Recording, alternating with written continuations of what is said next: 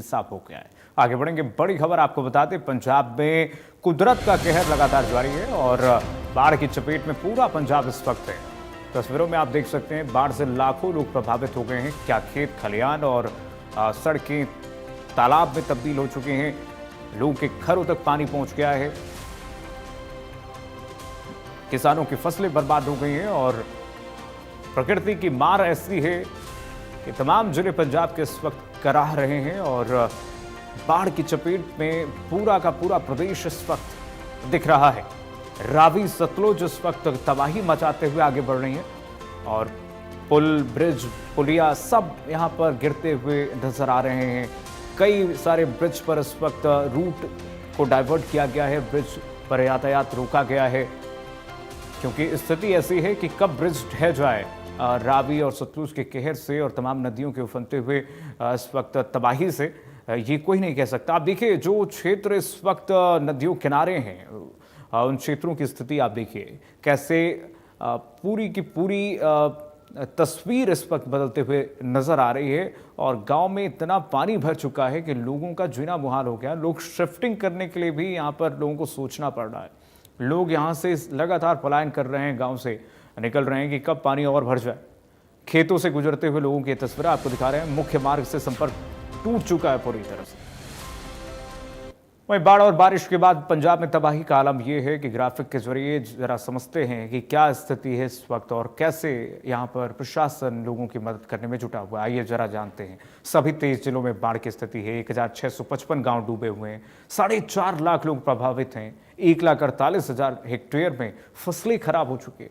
पंजाब में बर्बादी का यह हाल है। ये आप सोच सकते हैं कि करीब 1655 गांव पूरी तरह से जलमग्न हो गए हैं, डूब चुके हैं। 23 जिलों में, सभी 23 जिलों में पंजाब के, यानी कि कमोवेश पूरा पंजाब ही डूबा हुआ है। आप सोचिए, मुख्यमंत्री भगवंत मान की तबीयत खराब है इस वक्त और लगातार कई दिग्गज नेताओं का यहां पर दौरा है। कल हमने देखा था केंद्रीय कृषि मंत्री शिवराज सिंह चौहान पहुंचे हुए थे। किसानों से उन्होंने बातचीत की और जायजा लिया क्या दिक्कतें हुई हैं। मुख्यमंत्री भगवंत मान ने कुछ दिन पहले प्रधानमंत्री नरेंद्र मोदी को पत्र लिख करके सरकार से पंजाब को मदद की मांग की गुहार भी की थी।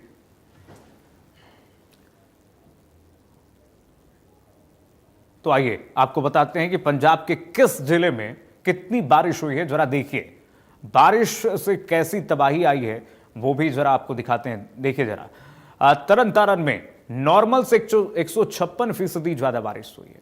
गुरदासपुर में नॉर्मल से 100% से ज्यादा बारिश हुई है। जालंधर में 99% से ज्यादा बारिश हुई है नॉर्मल से। ये तस्वीरें आप जरा देखिए, ये आंकड़े जरा देखिए आप। लुधियाना की बात कीजिए, 94% से ज्यादा बारिश हुई है यहाँ पर नॉर्मल से।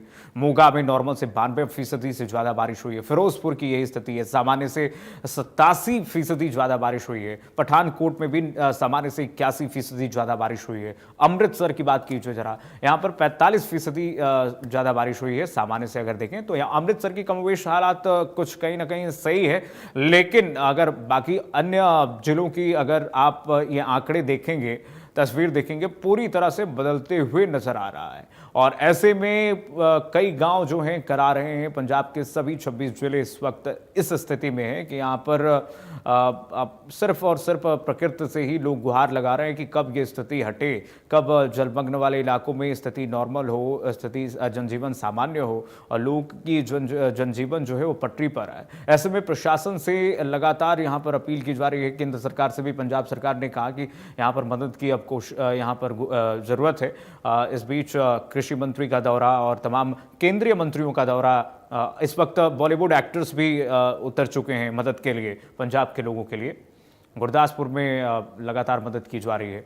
पठानकोट से खबर मिल रही है, रेलवे पर बाढ़ बारिश का असर दिख रहा है। रेलवे ओवरब्रिज के पास 100 फीट कटाव की खबर मिल रही है। देखिए तस्वीरें, जम्मू डिवीजन की 50 से ज्यादा ट्रेनें रद्द हो गई हैं और ब्रिज और ट्रैक पर रिपेयरिंग का कार्य अभी जारी है। लेकिन इस बीच जहां से ये नदियों का पानी गुजर रहा है, आप देखिए सबको अपने साथ चपेट में लेकर के बहाते हुए चला जा रहा है। क्या ब्रिज हो, क्या सड़कें हो, हर जगह धरती खिसकती हुई नजर आ रही है। और इस बीच रेलवे प्रशासन एहतियातन के तौर पर कि कहीं कोई हादसा ना हो जाए, क्योंकि स्थिति ऐसी है कि देखिए ये रेलवे ब्रिज जिस जमीन पर खड़ा हुआ है वही खिसक न जाए। बाढ़ और बारिश का कहर अब रेलवे पर भी दिखने लगा है। इस वक्त हमारी मौजूदगी पठानकोट के चक्की दरिया रेलवे ब्रिज पर है। यहाँ बाढ़ का पानी आने के कारण जो है 100 फीट कटाव जो है वो आ गया है और रेलवे ब्रिज के नीचे जो जमीन थी वो पूरी तरीके से खिसक चुकी है। मैं अपने कैमरा पर्सन अमित को कहूँगा कि वो तस्वीरें दिखाएं कि किस तरीके से ये जो रेलवे ब्रिज के नीचे ज़मीन थी वो पूरे तरीके से खिसक चुकी है। रेलवे प्रशासन की ओर से लगातार इस पर वर्क जो है वो किया जा रहा है। इसके चलते जम्मू डिवीज़न की 50 से ज़्यादा ट्रेनें जो हैं वो एक हफ्ते से ज़्यादा समय के लिए रद्द कर दी गई है। हालांकि रेलवे की ओर से ब्रिज और ट्रैक का रिपेयर जो है वो किया जा रहा है। रेलवे अधिकारियों का कहना है कि सीधी कनेक्टिविटी को बहाल करने में अभी कुछ समय लग सकता है, तब तक सिंगल ट्रैक पर ट्रेनों को शुरू किया जाएगा। चक्की ब्रिज से 24 अगस्त को 33 फीट से ज़्यादा पानी आने की वजह से रेलवे पुल के पास 100 फीट कटाव जो है वो आ गया था। तो ऐसे में अब पूरा काम जो प्रभावित है। सिर्फ लोकल ट्रेनें जो है वही चल पा रही है, लेकिन जो जम्मू से कन्याकुमारी तक जो ट्रेन जाया करती थी वो रद्द कर दी गई है। अगर सामने की ओर आप देखेंगे कि सामने की ओर ये पठानकोट का हवाई अड्डा है। हवाई अड्डे पर भी इसका इफेक्ट पड़ सकता है। अगर पानी का लेवल ज़्यादा हुआ तो इसका इफेक्ट जो है यहाँ भी देखने को पड़ सकता है। तो कहीं ना कहीं बाढ़ और बारिश जो है वो लगातार जमकर अपना कहर बरपा रही है। यहाँ लोकल लोग भी हमारे साथ मौजूद हैं, इनसे बातचीत करेंगे किस तरीके का असर जो है वो अब जिस तरीके घर तो डैमेज हो ही रहे हैं, लेकिन अब इसका असर रेलवे ब्रिज पर भी पड़ रहा है। ये देखिए जी, जो पिछले कुछ दिनों से जो काफ़ी भारी बारिश हो रही है, वैसे तो बारिश पूरे उत्तर भारत में हो रही है, पर हमारे यहाँ पे इसका बहुत ज़्यादा नुकसान हुआ है। इसका नुकसान हमारे यहाँ पे लोकल लोगों के साथ साथ रेलवे प्रशासन को, गवर्नमेंट को, सभी को बहुत ज़्यादा हुआ है। पिछले काफ़ी दिनों से आप देख रहे हो यहाँ पे इतना ज़्यादा लैंडस्लाइडिंग चल रहा है, उस वजह से जो एयरपोर्ट का रोड वो टोटली डिस्कनेक्ट हो चुका है। जो रेलवे का पुल है इसको भी बहुत ज़्यादा खतरा हो चुका है। ये किसी भी समय यदि आज भी प्रशासन यदि यहाँ पे चेतना में नहीं आया, मेरे को तो एक चीज़ समझ नहीं आती कि प्रशासन हमेशा ही जब बरसातें आती है तभी चेतना में क्यों आता है, उसके बाद में उसकी जो चेतना शून्य हो जाती है। तो हमारी तरफ से प्रशासन से यही गुजारिश है कि वो अपने चेतना में आए और इसकी सुध ले और प्रॉपर इसका कोई पक्का हल निकाला जाए। बिल्कुल, तस्वीरें मैं अपने कैमरा पर्सन अमित को कहूँगा कि वो रेलवे ब्रिज की दिखाए कि किस तरीके से काम जो है वो लगातार किया जा रहा है। रेलवे के तमाम कर्मचारी जो है वो इस ओवर ब्रिज को दुरुस्त करने में लगे हुए हैं। और इस साइड भी मैं आपको तस्वीरें दिखा देना चाहता हूं कि किस तरीके से डरा देने वाली है। अगर कोई ट्रेन चल रही होती तो कहीं ना कहीं भारी नुकसान जो है वो हो सकता था।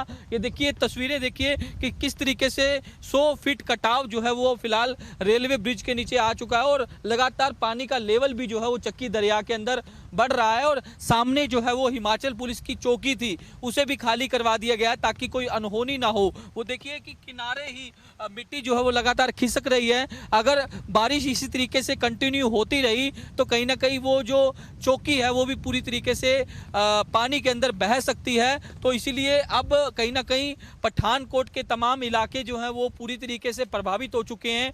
ट्रेनें चल नहीं रही, यातायात पर भी इसका जो है असर देखने को मिल सकता है, क्योंकि तमाम सड़कें जो हैं वो डैमेज हो चुकी हैं। अब रेलवे पर भी इसका असर जो है वो सीधा दिखाई दे रहा है। पठानकोट का चक्की रेलवे ब्रिज जो है वो पूरी तरीके से प्रभावित हो चुका है। ट्रेनें जो है वो रद्द कर दी गई हैं। अगर किसी को दिल्ली जाना है वो जो है सड़क मार्ग से जा सकता है, लेकिन रेलवे जो है वो पूरी तरीके से फिलहाल प्रभावित हो चुकी है। तो कहीं ना कहीं अब इसका असर जो है वो रेलवे पर भी दिखने लगा है। कैमरा पर्सन अमित के साथ साहिल Rukhaya, India news, Pathankot.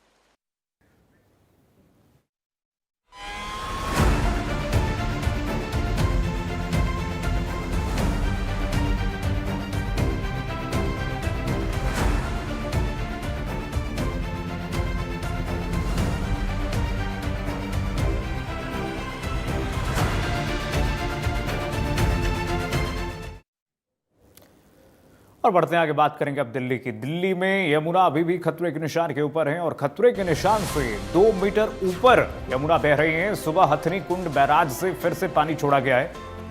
1 lakh cusec से ज्यादा पानी फिर से छोड़ा गया है और इससे दिल्ली की स्थिति इस वक्त अलार्मिंग है। दिल्ली में लगातार अलर्ट जारी किया गया है।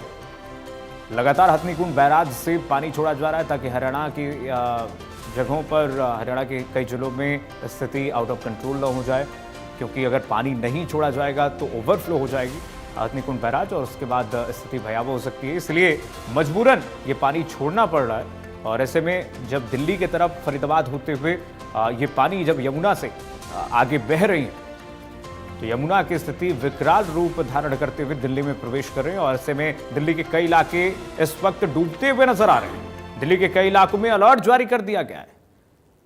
खतरे के निशान से 2 मीटर ऊपर ही यमुना बह रही है। अभी बढ़ेगा आगे, फरीदाबाद से खबर मिल रही है यमुना का जलस्तर बढ़ गया है। बसंतपुर इलाके में निगरानी की जा रही है। सिविल डिफेंस के साथ यहां पर सतर्कता बरती जा रही है। ओखला बैराज में 2,44,000 क्यूसेक पानी छोड़ा गया है। बसंतपुर इलाके की लगातार यहां पर निगरानी की जा रही है ताकि यहां पर स्थिति आउट ऑफ कंट्रोल ना हो, क्योंकि बसंतपुर क्षेत्र पूरा यमुना से सटे है और ऐसे में यहां पर प्रशासन की निगरानी जो है वो तेज है। और ऐसे में देखिए तमाम रेस्क्यू टीमों को भी यहां पर लगाया गया है। अगर कोई यहां पर फंसा है, अगर कोई ऐसी स्थिति, आपात स्थिति आती है, ऐसे में प्रशासन सतर्कता बरतते हुए है। और ऐसे में देखिए ये बोट लगाए गए हैं, स्टीमर लगाए गए हैं लोगों की सुरक्षा के लिए। फरीदाबाद में यमुना का जलस्तर जो बढ़ रहा है, लगातार जो हथनी कुंड बैराज से पानी छोड़ा जा रहा है, आज भी 1 लाख क्यूसेक पानी छोड़ा गया है। और ऐसे में फरीदाबाद में लगातार बसंतपुर इलाके में पानी जो बढ़ रहा है वो जलमग्न की स्थिति करते हुए, डूब क्षेत्र में परिवर्तित करते हुए इस क्षेत्र को ओखला बैराज से 2,44,000 पानी छोड़े जाने के बाद ये स्थिति और भी अलार्मिंग है। गोहला चुइका में घग्गर नदी में बढ़ रहे जलस्तर के बाद क्षेत्र में भय का माहौल है। घग्गर नदी खतरे के निशान से 2 इंच ऊपर बह रही है, जिससे बाढ़ जैसी स्थिति पैदा हो गई है। देखिए रिपोर्ट। जो घग्गर नदी का जल स्तर है 23.1 फुट पर पहुंच चुका है, जो कि खतरे के निशान से सिर्फ 1 इंच ही ऊपर है। यदि इसी तरह से घग्गर नदी पे उफान आता रहा तो जल स्तर बढ़ने से किसानों के खेतों में यह पानी चला जाएगा और भारी नुकसान पहुंचा देगा। बात यह देखने वाली है कि अगर पहाड़ी क्षेत्र या अन्य क्षेत्रों में बरसात नहीं होती तो ये जल स्तर यही रहेगा और बाढ़ के से बचाव हो सकेगा। अगर इसी तरह से बरसात होती रही तो क्षेत्र के अंदर बाढ़ जैसी स्थिति उत्पन्न हो जाएगी। आप देख सकते हैं तस्वीरों के अंदर लगातार घग्गर नदी का जल स्तर बढ़ता जा रहा है और घग्गर नदी उफान पर है।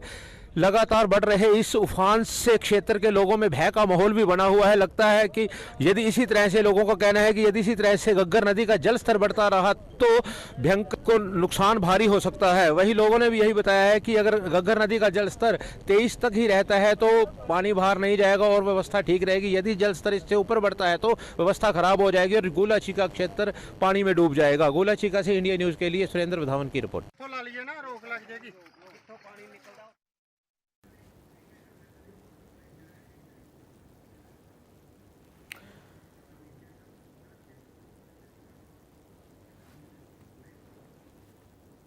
आइए ग्राफिक्स के जरिए आपको बता देते हैं कि गोला चुइका में कैसे घग्गर नदी इस वक्त रौद्र रूप धारण किए हुए है और कैसे इस वक्त लगातार परेशानियों का सबब बनी हुई है। कैथल के गोहला क्षेत्र में घग्गर नदी का रौद्र रूप देखने को मिल रहा है। घग्गर नदी इस वक्त ऐसे उफान पर है कि जो इसके चपेट में आ रहा है सबको बहाते हुए आगे बढ़ रही है। घग्गर नदी का जलस्तर 23 फीट तक पहुंच चुका है। आप सोचिए, अंदाजा लगाइए, 23 फीट तक ये पहुंच चुका है और जो खतरे के निशान पर है इस वक्त, डेंजर लेवल पर, अलार्मिंग सिचुएशन है। आइए अब आपको टांगरी नदी के बारे में बता देते हैं। घग्गर के बाद टांगरी कैसे इस वक्त उत्पात मचा रही है, जरा वो भी देखिए। ग्राफिक्स के जरिए आपको दिखा देते हैं कैसे रौद्र रूप धारण किए हुए टांगरी। अंबाला में जलस्तर 41,000 क्यूसेक दर्ज किया गया।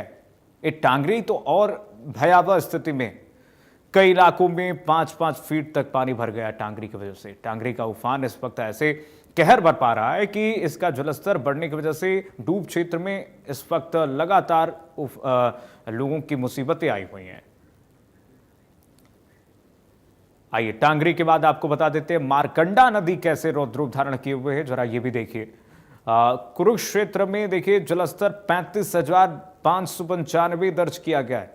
मारकंडा का यह विशाल रौद्र रूप लोगों को परेशानियों में सता रही है। मारकंडा से सटे 8 गांव भी पानी का लेवल बढ़ गया है। 8 गांव बुरी तरह से प्रभावित मारकंडा के सताए हुए क्षेत्र। शाहबाद में एसडीआरएफ की टीमें रवाना हो गई हैं। इस्माइलाबाद और झांसा में हाई अलर्ट घोषित किया गया है। ऐसे में मारकंडा का रौद्र रूप देखने को मिल रहा है। नैसी में मारकंडा के तेज बहाव के कारण तटबंध टूट चुका है, क्योंकि नीचे से इतना कटाव हो रहा है और कटाव की वजह से मारकंडा इस वक्त जो काट रही है जमीनों को, नीचे से जमीन खिसक रही है। मुलाना में ब्राह्मण माछुरा के पास हाईवे पर इस वक्त स्थिति भयावह है और कई क्षेत्रों को अपने साथ, कई घरों को बहाते हुए, अपने में समाते हुए मारकंडा आगे बढ़ रही है। मारकंडा, घग्गर, यमुना और टांगरी, इस वक्त ये 4 नदियां जो हैं हरियाणा के लिए मुसीबत लाई हुई हैं और चारों तरफ से ये हरियाणा के तमाम जिलों को प्रभावित कर रही हैं, ऐसे क्षेत्रों को प्रभावित कर रही हैं जहां पर जनजीवन इस वक्त मुसीबत में है। जो नदियां पंजाब से होकर के गुजर रही हैं और हरियाणा में प्रवेश कर रही हैं, वो भी इस वक्त इन नदियों के जलस्तर को बढ़ाते हुए नजर आ रही हैं। हाईवे हों, चाहे सड़कें हों, लोगों के चौक चौराहे हों, मोहल्ले हों, हर जगह इस वक्त नदियों का ये पानी जो है लोगों के घरों के अंदर घुस रहा है, लोगों को परेशानियों में इस वक्त डाल रहा है। ऐसे में एहतियातन कई जगह पर स्कूलों को बंद रखने के निर्देश प्रशासन की तरफ से दिए गए हैं ताकि कोई छात्रों को, बच्चों को परेशानी ना हो। ऐसे में कई जो कर्मचारी हैं, सरकारी कर्मचारी, उनके स्कूल, उनके साथ ही साथ उनके इस वक्त छुट्टी निरस्त की गई हैं, रद्द कर दी गई हैं। मुख्यमंत्री का दौरा था यूएई का, मुख्यमंत्री ने भी रद्द किया दौरे को और जिले के प्रभारी मंत्रियों को कार्यभार सौंपा गया है कि सभी लोग फील्ड पर रहें और लोगों की समस्याओं को सुने और उनका निराकरण किया जाए। आप देख सकते हैं तमाम ये नदियां किस तरह से पूरे हरियाणा को प्रभावित कर रही हैं, लेकिन इस बीच हरियाणा दूसरे राज्यों की भी मदद कर रहा है। न सिर्फ हरियाणा अपने ही राज्यों के लोगों की मदद में लगा हुआ है और लगातार यहाँ पर रेस्क्यू जारी है, बल्कि पड़ोसी राज्यों को भी इस वक्त हरियाणा मदद पहुंचाने में लगा हुआ है। जैसे पंजाब है, हिमाचल प्रदेश में जो भी क्षेत्र प्रभावित है, मुख्यमंत्री नायब सैनी ने कहा कि देखिए हम हिमाचल का सहयोग करेंगे और साथ ही साथ पंजाब का भी सहयोग करेंगे। और ऐसे में केंद्र सरकार की भी मदद यहाँ पर ली जा रही है। केंद्र सरकार की नज़र है इन बाढ़ प्रभावित क्षेत्रों का। पंजाब तो पूरी तरह से बिल्कुल डूब चुका है। पंजाब के सभी 26 जो जिले हैं इस वक्त प्रभावित है बारिश की वजह से। और बारिश जो इतना लगातार हो रहा है, बारिश की वजह से नदियां और उफान पर हैं। साथ ही साथ बांधों से जो पानी छोड़ा जा रहा है उससे नदियां और इस वक्त विशाल होती जा रही हैं। नदियों का उफान इस वक्त विशाल होती जा रही है। आइए बारिश और बाढ़ और बर्बादी कैसी है ग्राफिक्स के जरिए आपको दिखा देते हैं। कहां कहां हरियाणा के कौन कौन से क्षेत्र प्रभावित हैं। देखिए 2113 गांव प्रभावित हैं हरियाणा के। ये ई क्षतिपूर्ति पोर्टल पर आधिकारिक आंकड़े हैं जो हम आपको बता रहे हैं। 1 लाख से ज्यादा किसान इससे प्रभावित हुए हैं बारिश की वजह से, बाढ़ की वजह से। और बर्बादी कैसे है जरा देखिए आप। 5,96,218 एकड़ फसल को नुकसान पहुंचा है अभी तक। कुल मिलाकर के आप आंकड़े देखिए और इसी से अंदाजा लगा सकते हैं कि ये आधिकारिक आंकड़े कैसे भयावहता को दर्शाते हुए नजर आ रहे हैं। अभी तक 2065 एकड़ फसल का सर्वे हुआ है बस, और आगे अभी सर्वे बाकी है। 5,94,156.07 एकड़ कृषि भूमि का सर्वे अभी बाकी है। आप सोचिए, अंदाजा लगाइए कितने एकड़ कृषि भूमि का सर्वे अभी पेंडिंग है। ऐसे में मुख्यमंत्री ने निर्देश दिया है कि जल्द से जल्द यहां पर सर्वे का कार्य किया जाए और किसानों के हित में क्या फैसले लिए गए हैं, कैसे फैसले लिए गए हैं हरियाणा की सरकार की, वो भी जरा आपको दिखा देते हैं। किसान हित में हरियाणा सरकार ने क्या फैसला लिया है। हरियाणा में किसानों को राहत देने के लिए सरकार ने ई क्षतिपूर्ति पोर्टल के जो दायरे हैं उसको बढ़ा दिए। ई क्षतिपूर्ति पोर्टल की अवधि बढ़ा दी गई है। पहले कुछ किसानों ने यहाँ पर रजिस्ट्रेशन किसी कारणवश नहीं अपने दर्ज करा पाए। उन किसानों को राहत देते हुए हरियाणा की किसान हितकारी सरकार ने 15 सितंबर तक इसे खोलने का ऐलान कर दिया। यानी कि ये 15 सितंबर तक अब ये ई क्षतिपूर्ति पोर्टल खुले रहेंगे और जिसमें खेतों में नुकसान की जानकारी किसान दे सकेंगे, अपना ब्यौरा दे सकेंगे, जो परेशानियां हैं उनको वहां पर फोटो क्लिक करके डाल सकेंगे। अब तक करीब 4 लाख एकड़ में फसल नुकसान पोर्टल पर दर्ज हुआ है और कुल मिलाकर के अधिकारियों को दिया गया है कि जाइए वेरिफिकेशन कीजिए और जल्दी करिए। सत्यापन में तेजी लाने के निर्देश मुख्यमंत्री की तरफ से दिए जा रहे हैं, तभी तो किसानों को वेरिफिकेशन के बाद राहत मिल पाएगी। भुगतान प्रक्रिया को भी तेजी, जिन किसानों का वेरिफिकेशन हो चुका है उनको भुगतान जल्दी से जल्दी किया जाए ताकि उनको राहत मिल सके, किसानों को आर्थिक सहायता मिल सके। तो इसलिए किसान हित में यह फैसला लिया गया हरियाणा सरकार की तरफ से। चलिए फिलहाल के लिए बस इतना ही। खबरें लगातार जारी है, देखते रहिए इंडिया न्यूज हरियाणा। राम राम।